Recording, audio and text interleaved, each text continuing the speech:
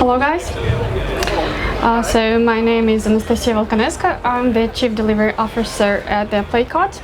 And first of all, I would like to thank everyone for having me here today. It feels like a truly historical moment, like the first game development conference in Cyprus, and I'm happy to be a part of that. And today, I would like to discuss with you the topic that I personally feel like is very important for the success in the game development industry especially. It's about the role of prioritization in speeding up the time to market. And to do so, I'm going to walk you through our transformation that we did for the Age of Magic project. And I'm going to show you the results that we achieved together with the team. So let's begin. Our Age of Magic project game, it's a fantasy RPG. Actually, it was our first mobile project at company, as well as the first one in this genre. So you can imagine that we had like a lot of challenges there. But back then, the team did their best, and the game from the very beginning became like a huge success. So it was a truly magical start. The metrics were just excellent, and it was especially successful in China. So you can see that this wonderful growth brought a lot of new challenges for the team to face. So starting from scaling the content to scaling the team itself, actually. And in addition to that, in 2020, the China introduced a new legislation called ISBN restriction that restricted access for the game developers to access the market in China. And you can imagine that it significantly affected our product metrics. So in the end of 2020, when I joined the Playcot, it was a kind of a turning point for the company. And we had to find the new ways and approaches to grow our game. Right now I'm going to make a quick pause and tell just one small fact about myself. I have a personal mantra that I hold dear to my heart, sorry for the sound, and it's called MIP, which stands for the most important problem. And as a manager, and first of all a manager, it's crucial for me that my team is focused on something that really matters and do not waste the time and their resources on something that is not a priority for us. So back then, when I joined the Playcot, my goal, I felt that it should be to confirm with the team, with the CEO, with our co-producers, with the team leads, to make sure what we genuinely thought is going to be our MIP to grow the game. Because the team was full of talents that were driven hugely for success, but they all were not quite happy with the results that we had. So we started to trying to investigate and understand what's actually the source of our dissatisfaction, and we figured out that this is a long time to market. You would say, okay, this is actually common for every product, and I would say yes, sure, but for us it was an MIP because we were accustomed to be a successful game. So, and when the dynamic was a little bit more negative than we expected, we were very frustrated about that. We saw this frustration in terms of we are very slow in comparison to our competitors. And based on that, we just sat and started to investigate what's the root cause for that, why we are so slow.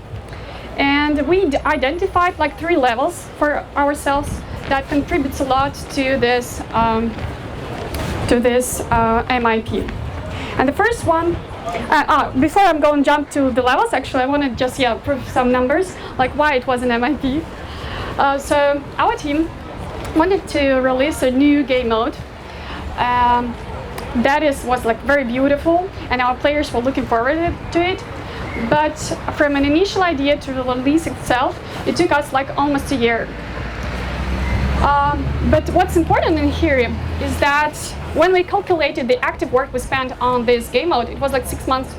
So in other words, you can imagine that if we did everything in the right way, our players would be able to start playing this game 6 months earlier than expected. And this was why it was an MIP. We were shocked by these figures. So back to the root causes of this long-term market. The first one lied within the product vision and reaching the consensus. So on every project I work on, I always start with a product. That's why I used to call myself like a product delivery actual manager. And after leaving the Chinese market, it was a situation that we had to find the new ways to grow our game within the platforms without China. And as it was our first game in this genre, the team had been gaining the experience in it, actually. And probably a lot of you would see this picture as maybe familiar to you, like when you have a lot of ideas, but actually you throw them away, then some people come and tell you what to do. So we were in the same situation, actually. So we had a game design team that were not agreed with our producer.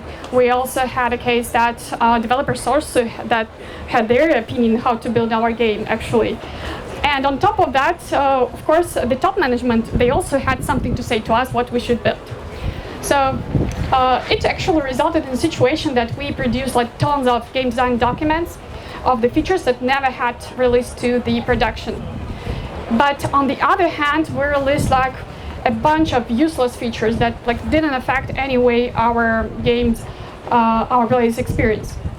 And we were like really unhappy with that. So we decided that we're gonna like learn a lot here and try to reach the consensus together on what to build. And we started with defining our value streams. So we agreed that we need to focus on several value streams that will grow our game. So it's obviously live ops, early and mid game, high end, and EVOS, which stands for evolutionary. It's about technical debt that we collected hugely during the couple of first years of the game, and we had to pay it back. So all the team agreed on that we should focus on them. Then we switched to the goals. So we needed to understand like what are the KPIs, what the markers would say is that we are on track there and that we really have a good progression. So we listed a couple of KPIs. You can see here in examples. So for live ops, it was like monthly revenue plus ARPU, growth per month. Also for the evolutionary, it was the threshold for the critical incidents that we can allow ourselves to have in production, and so on. So this is something that we like came to agreement pretty easily, but the the difficult step was regarding the drivers, because for the features, what to build in, everyone on the team had their opinion, as I said earlier. But probably you know that there are a lot of frameworks for decision making, and they all say that the decision maker can only be one, right? So we decided that we're going to pick people who we trust and who can be accountable for all these goals, who have their vision, and give them 6 months to show the progress. Not 3 months because it's not enough, but 6 months is just like enough to show good progress on their achieving our goals. And we said, okay, we shake their hands, let's do it. We're going to invest in our team to show, to let them reveal themselves, because we really want to invest in our team. And this was the first step. It was pretty hard. It took us actually a huge amount of time and energy, but we did it. The next step was to decide, okay, so now we have an understanding of the features of the value streams, but we need to understand how to actually execute, because a good idea with bad execution, it's like failing totally. And historically at PlayCode, we had teams grouped by function. We call them crafts, and in management it's also known as activity-oriented. So in the very beginning it was okay, because it works pretty well, because, well, alignment can be natural because you work close to your colleague. But in the long run, as the team was scaling to like 70 people, we noticed that we have a friction between engineering and product. And this friction looked like we had really poor technical decisions that didn't meet their product needs. So I'm going to provide you just a quick example of that. So the players reported that they had troubles with loading the prices, and we know that it affected like significantly our monetization strategy. So we came to developers and said, guys, we need to fix it, and they fixed it, but in a way that they view it. So we actually expected that it's going to be to fetch the data from the server asynchronously in the background, and then to show eventually to the players. But they did it in their like logic, it was in the way that they just didn't let the user to enter the application until all the data is downloaded. So it was extremely hugely bad UX, actually.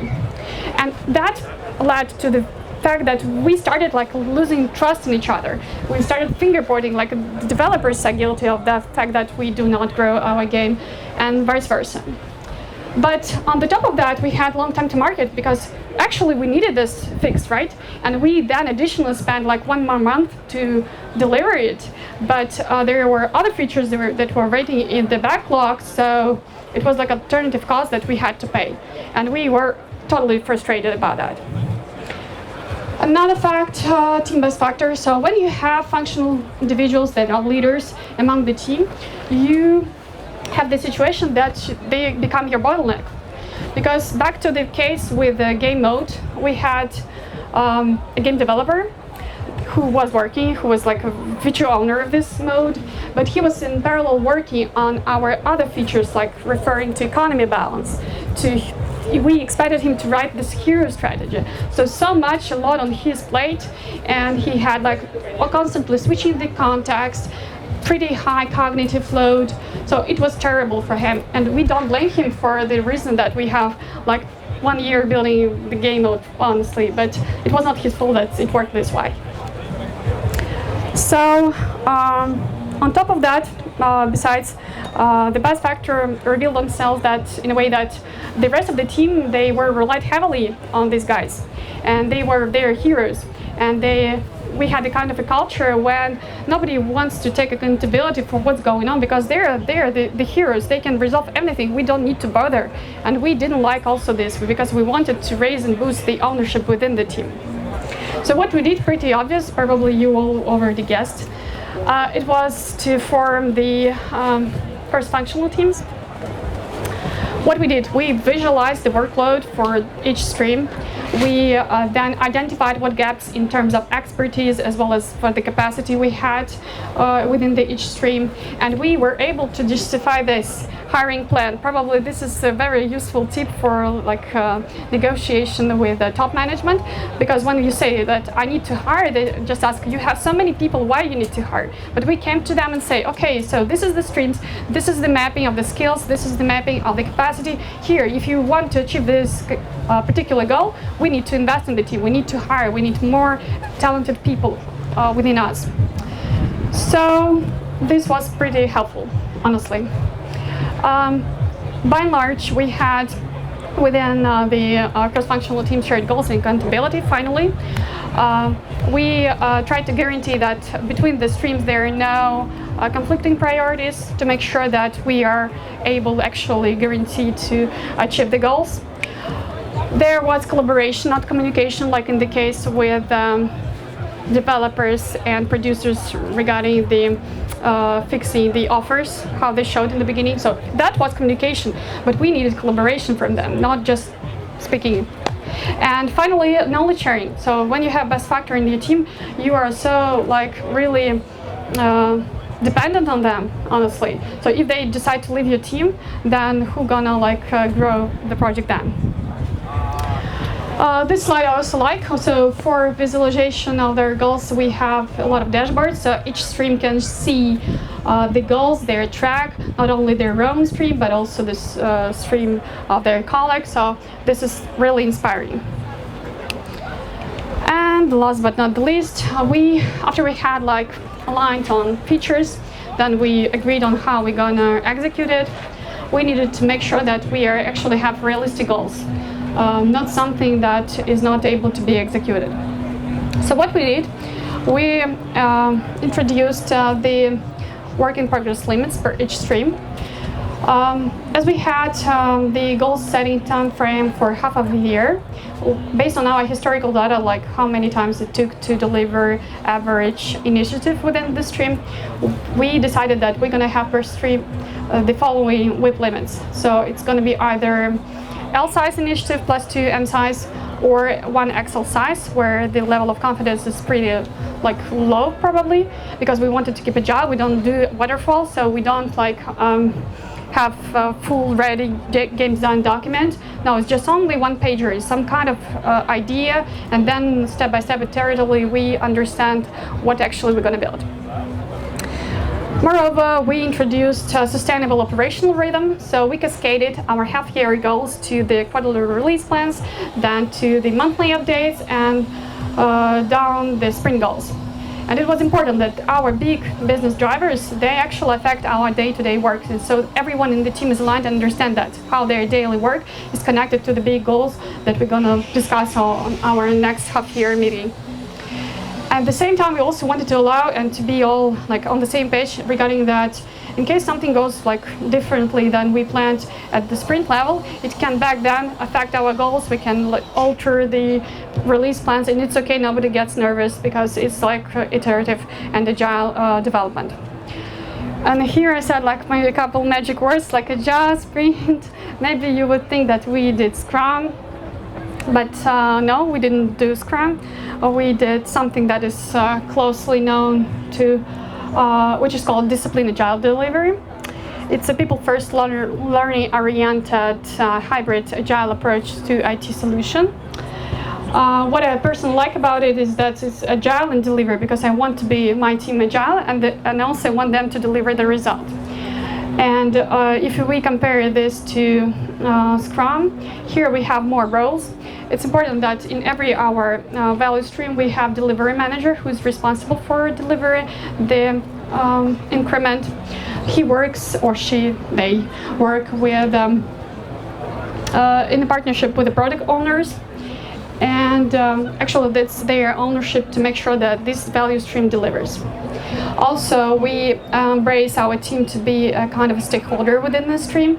So yes, people work in different streams, but we want guys from other to come and give feedback, so to have more clarity on what's going on each stream, and this is the part of our process.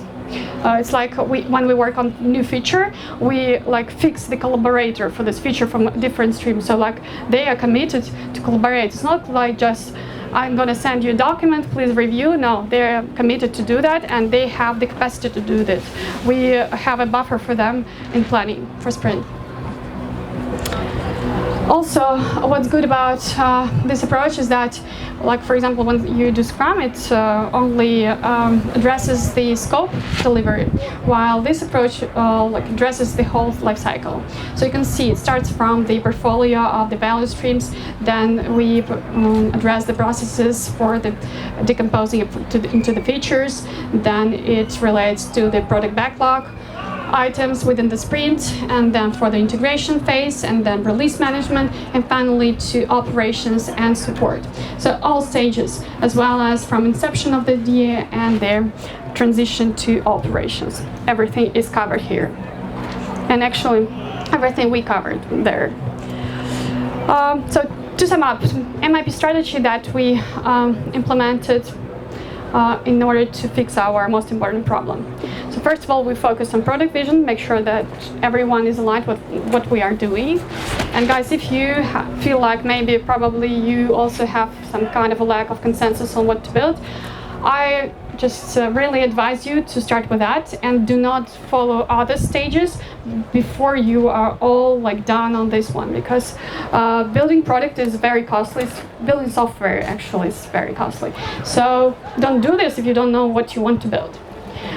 Then we actually selected the team, feature teams setup.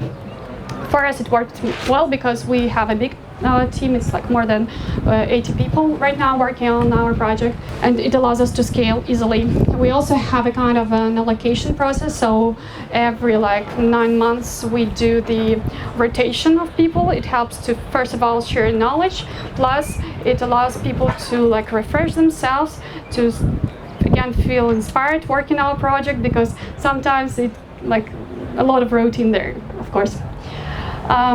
Also ownership, so once we have our goals, we need to make sure that there are people that are committed, that share this vision. Otherwise, again, you don't need to go with them this road, because you won't end this road close to them. So you will have another one, someone with you. And last but not least, WIP limits, yes, so please make sure that you have realistic goals and realistic plan to execute them. So now to results, like what actually it helped us on the Age of Magic. Remember, our most important problem was that we had really big time to market. And in the end, in the beginning of this year, we calculated the data. We compared the average time to market for the features 2021 versus 2022. And it was like we are so proud to know that like it's 50% decrease, and it was a big success. But as you know, it's not like an ultimate goal, right? So because it's on the production metric, we want to grow our game. And well, yes, we like have really good right now trend for the growth of Age of Magic project, and I'm going to just show you a quick example. So this is one of our KPI in the project, live ops. So comparing to Q3, Q4 2022, it grew like by 20%. And what's interesting is this trend like goes on. So in Q1 right now, we also have like 15% increase. So it means like this approach allows people to reveal themselves, to show the results. It's not like this is the approach is the key recipe for success. Of course, it's all the result of talented, passionate people who are skilled and they know what to do, firstly. And it's really cool. And when it's cool, team is happy. So in PlayCode, we have quarterly health checks held by HR. And the recent survey showed that our team gets more happier and happier. And of course, there is room for improvement. Nothing is like ideal, but still we see a really good trend. And actually, I'm very grateful for all hard-working days that we spent together with the team and all their determination to actually go through this transformation, because on the way it was really sometimes pretty hard, and we believe that we will never do that, we'll never make it, but no, we did it. And it's really cool. But it's not like the end. Right now, stepping into the role of Chief Delivery Officer at PlayCode, I feel like my mission is not only apply the best practices from the Age of Magic project, but also just try to find a better solution for other projects. And right now we are integrating the new goal-setting framework. The horizon is 6 months. And we also try to integrate the culture of MIP. Right now we even have the kind of an adverb, like we say, oh, it's not MIP, let's not pursue it. So it gets much easier to reject something because you are focused on more important things. And I'm very happy to work with very ambitious people who are actually driven for creating successful games, wonderful games, beautiful games. And we actually need to make sure that we put in all our efforts, our creativity, our talents into something that we believe in, and into something that's going to drive our company to boost. And this is actually ultimately our goal. So as my presentation has its heads, so less is more. I do believe that small changes makes bigger impacts than good ideas that never happen. So yes, less is more. Focus on what's really important. And stay tuned. Thank you.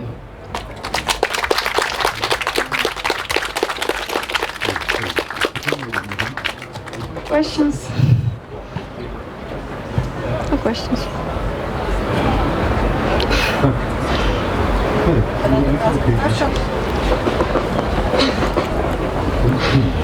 Well, yeah, actually, thanks for the presentation. It has been very, very detailed, and I wanted to ask you, like, do you think that it's very difficult to, I mean, like, you came to PlayCode when there were so many processes settled.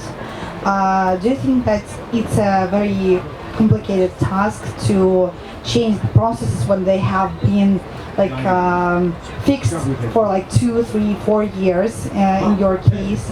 How hard is that, and what's your approach to like changing all these processes? How do you approach it?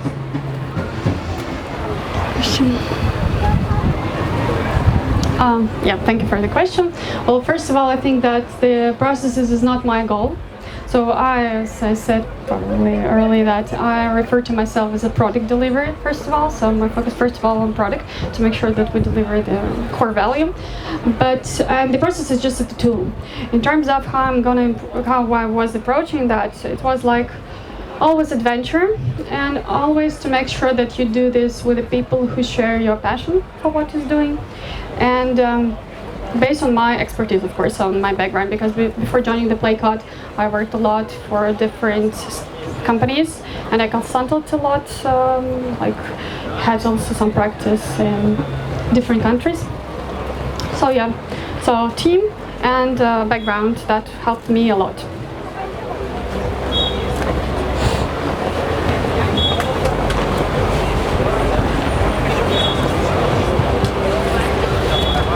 All right, thank you guys for your attention. I really appreciate it. So have a good day. Bye.